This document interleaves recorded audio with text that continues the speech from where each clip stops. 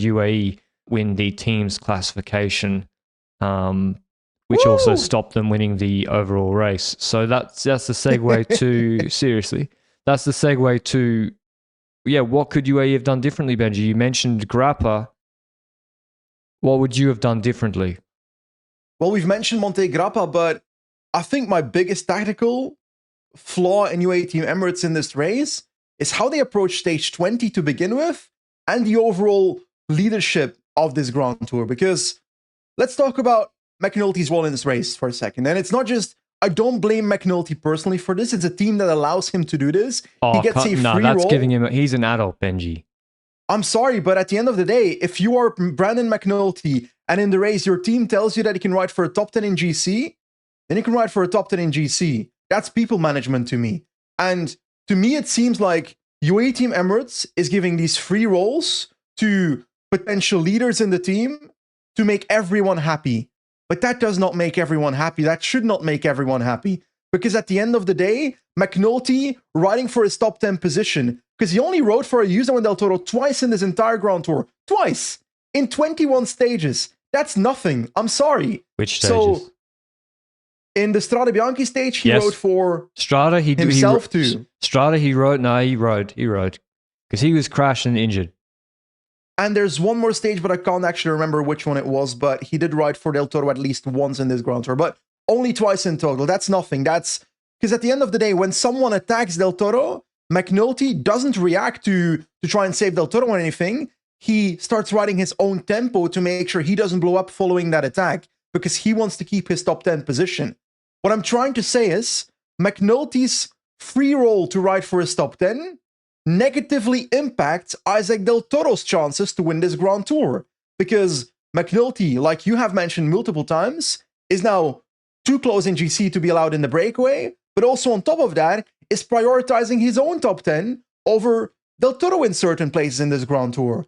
And thus, the strategy of giving these free rolls to leaders, multiple leaders in a Grand Tour like this, to me, does not make everyone happy. Because at the end of the day, Del Toro should not be happy after this Grand Tour about the fact that other people's top 10 free rolls negatively impact him. What are your thoughts? I think it's fair enough to go into a race with free rolls. And if you go into the race and Brandon McNulty and Del Toro were probably on the same hierarchy. Ayuso was number one, but then there was the Bs. And if Adam Yates then was really good, maybe he would have, they're all on a flat hierarchy.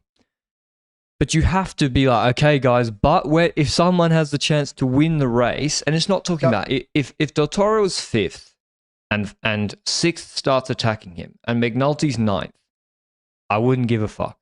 Then it's like, defend your own spots, whatever. Del Toro's got the chance to win the race. You have to sit down on the second rest day and say, Brandon, whatever reason you have for riding for this top 10, because also, who cares? What would have been more, giving him more notoriety, more fame? Imagine Brandon McNulty saved Isaac Del Toro's GC by pulling behind Van Aert after Finestre. He would be famous forever. He'd never have to buy a drink in Mexico when he's on holiday for the rest of his life. Seriously. It's true. Instead, I fully agree with you. You have a Tobias Foss top 10 in the Giro GC. Congrats. I don't know what I would do in that position, but I'd like to believe I wouldn't be fighting for a top 10 position if I was Brandon McNulty. But yeah, the team has to, has to come and sort it out, because that's Mike is trying to keep it all together. Yeah. Vine started the Giro with 50 race days, and then he got sick. Vine 36. Close enough. How many? 36 or something. I counted yesterday. Did he? Oh, fair enough. My math's a bit off, yeah. Yeah, but Vine was the one doing all the dirty work in the first 10 days, keeping the team out of trouble. Arietta came on. Yeah, so there you go. I just think that was really, really strange how that was approached. Because Adam Yates clearly was like, okay, I'm out of GC. I'll just do my job. I don't give a shit about defending top 10. Because it actually impacts stage 20 here. If McNulty's not fighting for his top 10 position, then he's the perfect rider to go in the breakaway. Yeah. but he's too close in GC to go in the breakaway because other teams won't be happy seeing that McNulty in the breakaway, because then the 9 plays in GC will start pacing, the 8 plays in GC will start pacing, and the breakaway won't get the gap necessary, which, to be honest, that's also a strategy. It's also a strategy to even put McNulty in this situation in the breakaway to make other teams control the breakaway and make sure, because just to be clear, what we're trying to sketch is, going into stage 20, UAE should be thinking this, and we said it the day before, Visma Leasebike and EF Education first will try to put a rider in the breakaway in the hopes that that breakaway makes it over Colle del Finestre in front of their GC riders. Because then they have someone to pull Carapaz or Simon Yates all the way from the top of Finestre to Sestriere, which that is the moment where Del Toro might not have that. And if Del Toro is dropped by those 2 riders, then we saw what happened. Wout van Aert and Simon Yates pace away straight into the future. That being said, there's 2 ways UAE could counter this. Either they send a defensive satellite rider into the breakaway. It doesn't even have to be McNulty, to be honest. It could have been Igor Arieta. He's been climbing better than Wout van Aert. Baroncini's climbing well. Yeah, true. Then again, I would prefer Arieta. But then the gap would go out to the break. Yeah, and if you've got Arieta in that breakaway, then fine if it gets 10 minutes. Yes, Simon Yates has Wout van Aert over the top, but you at least have Arieta as a defensive satellite rider over the top as well, which kind of evens out the playing field a little bit. Arieta is not a Wout van Aert, but you get my points.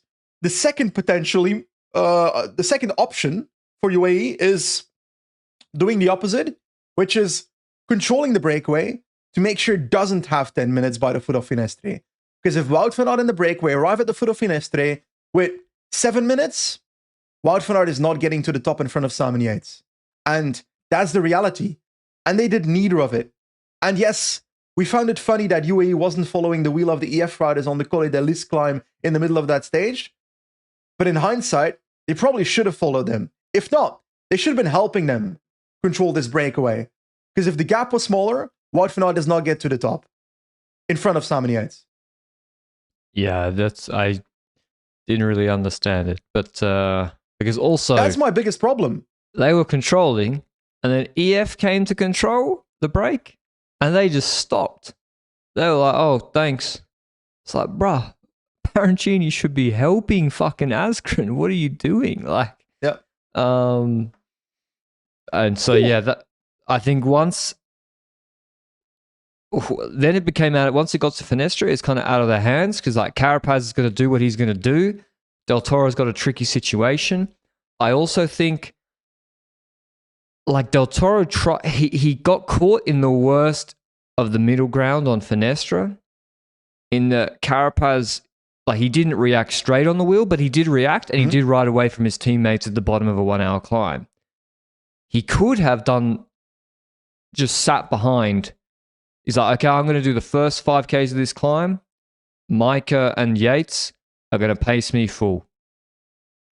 Or Simon Yates even. That's risky. It's risky. But yeah, they were tunnel vision on Carapaz, and because they said they only told Del Toro once that he might have to pull on Finestre during the climb.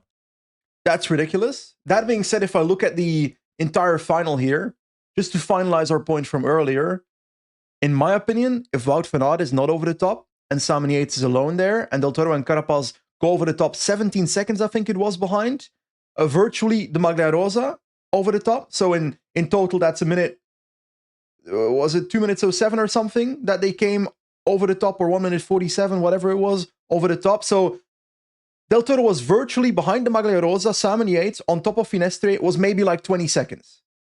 If that happens without Wout van Aert ahead, then I'm sorry, but Simon Yates might not win the Giro d'Italia. So for me, that breakaway formation and control is already the biggest problem of this entire Grand Tour, and that is 100% a team management issue. That is a team car issue. That is a tactics issue. Now, to follow you with your point here, I agree Del Toro did not ride the perfect Colle del Finestre. I am still of the opinion that he was on his limit for the second half on the gravel sector, because when the virtual Maglia Rosa switches Del Goro, that's a new rider, Del Toro goes to the front and he tries to set tempo, but he's riding slower than when Carapaz was pacing earlier. So you would ride faster if you're really trying to pace yourself, you know? Exactly. Like at some point he just had to, and that's where I also don't get, like, isn't the problem that Yates is a minute 50, 2 minutes ahead or 20 seconds virtually ahead on GC bigger than the theoretical risk that Carapaz might roll you by 40 seconds on Sestriere? Like, you have to accept that that might happen. It might Where happen. Are we in the stage when you say that? Halfway Finestre. Okay, sure.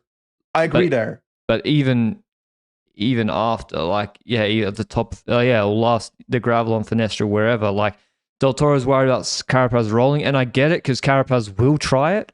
He literally attacked, like, if you, and he will attack you from behind, but Sestriere is not that hard. 40 seconds is a big gap. You have to run that risk rather than just accepting defeat is obviously worse. That's true. For me, the way I look at this in phases. On the Colle del Finestre climb, in the first half, to me, Del Toro was scared of spending much energy because he was fearful that in the second half of the climb, he would get countered. In the second half of the climb, he should definitely pace if he can. I think in the last portion of the climb, he couldn't. That he was on his limit, in my personal opinion. But over the top, that's where decisions are made. Carapaz says to himself, okay, I'm over the top here. Simon Yates, Maglia Rosa in his pocket. I'm not passing him anymore at this point. He's got Wout van Aert. So me as Carapaz over the top of Finestre, I think to myself, what is my pathway to second place now? Because I've lost my second place virtually. Okay, and the only solution I can find is forcing Del Toro to do the pacing and trying to attack him on Sestriere to drop him. In doing so, taking second place from him instead of trying to find a way to win the race anymore. Because Carapaz after Finestre, his race is over for the victory. 100%. He has to now ride and try and secure second, which is to try and beat Del Toro. I don't have any issue with Carapaz not riding after the top of Finestre and trying to attack Del Toro on Sestriere. The thing people are discussing a lot on social media in the last 3 days, and we've discussed it on the podcast as well, is Isaac Del Toro after the top of Finestre.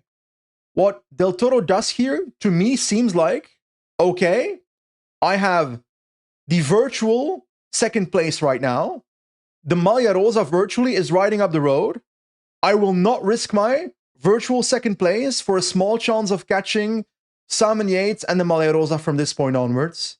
In doing so, I'm defending my virtual second place to Carapaz. I think that's the thought process there.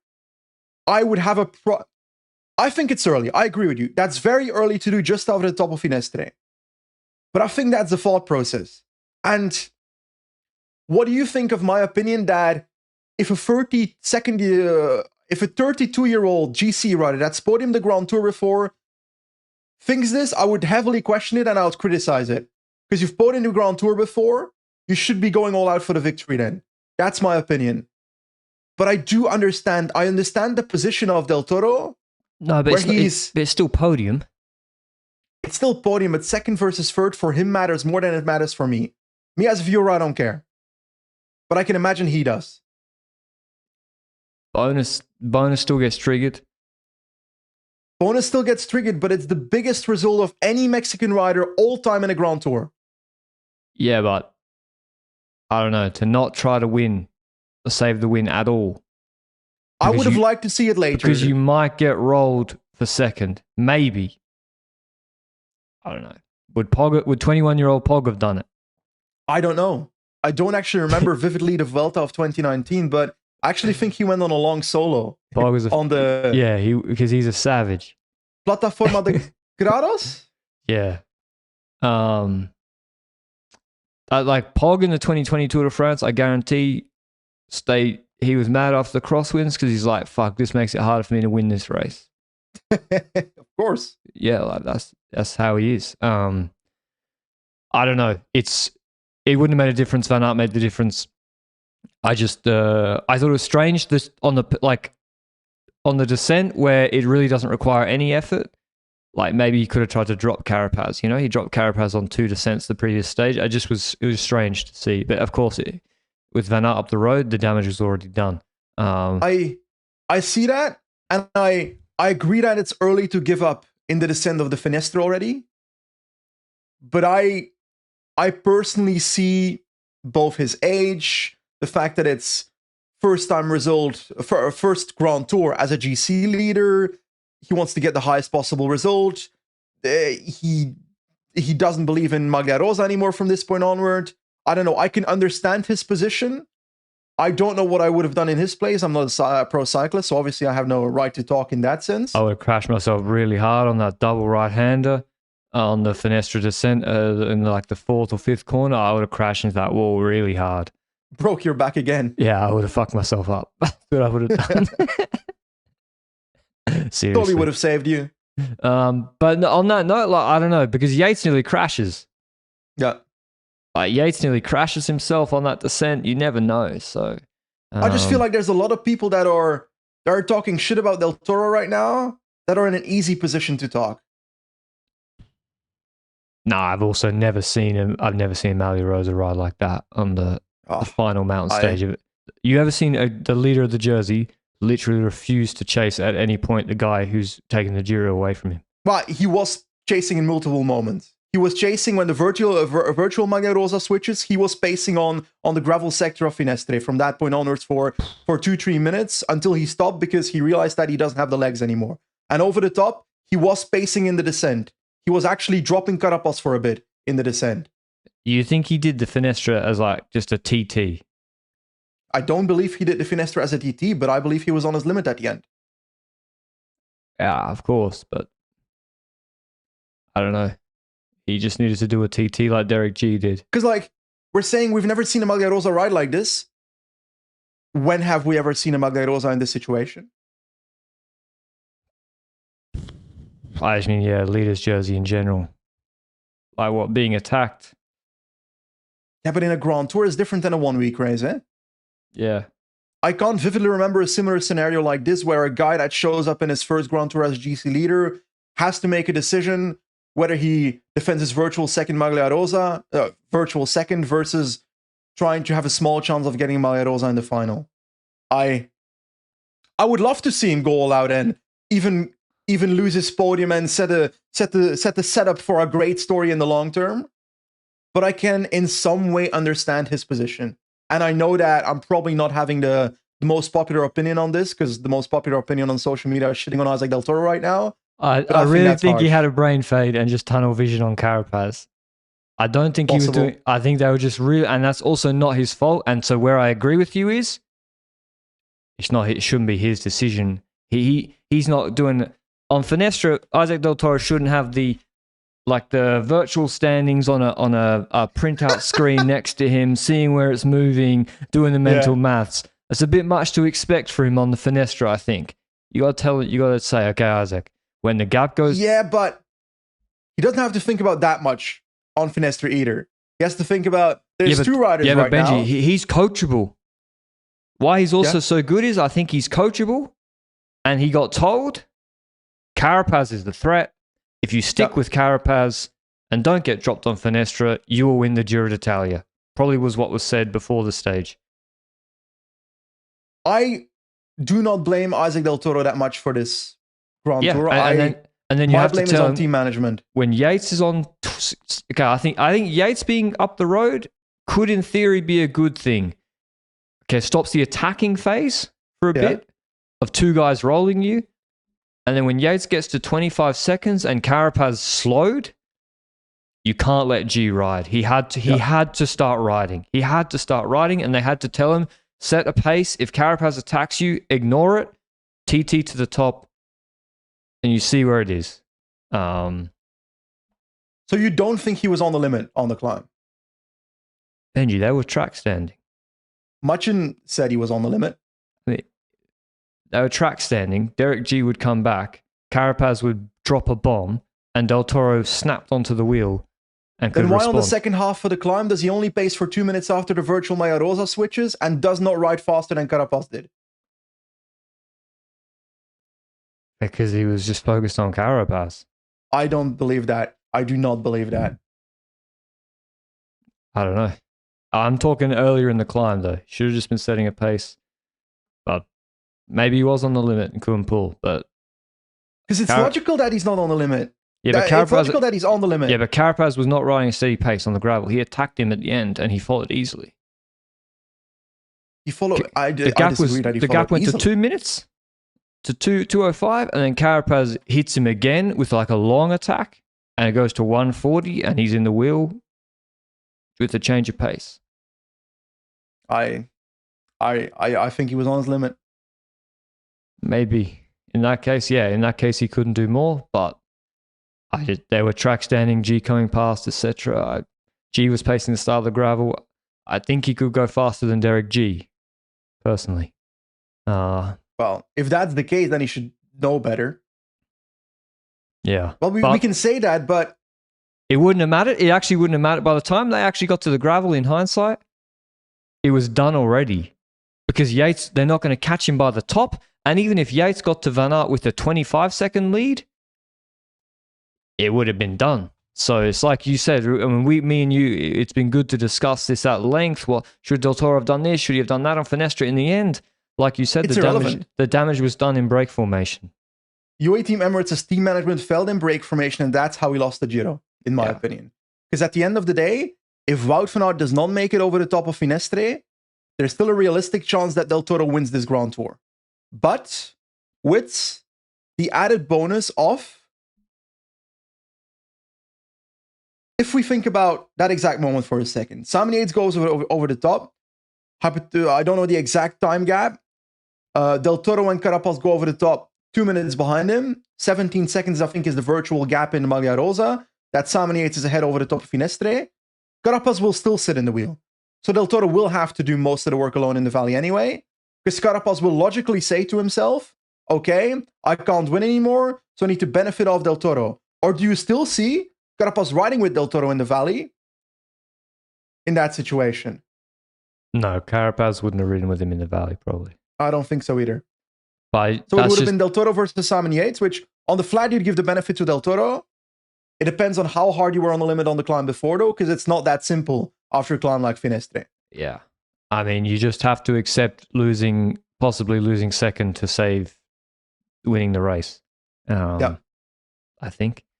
But yeah, without a satellite rider, it was even if you did pull, it wouldn't have mattered. I would prefer most riders to do exactly that. I would literally every GC leader in that position, I would want to risk their second place, because at the end of the day, worst case is third place. But somewhere I can understand the position that Isaac is in and why he would choose the other option. That being said, if the decision came from the team car and not from Isaac, then I think that's a team management issue again, which that's why this entire discussion, I blame the team car. Yeah, I think that's fair enough.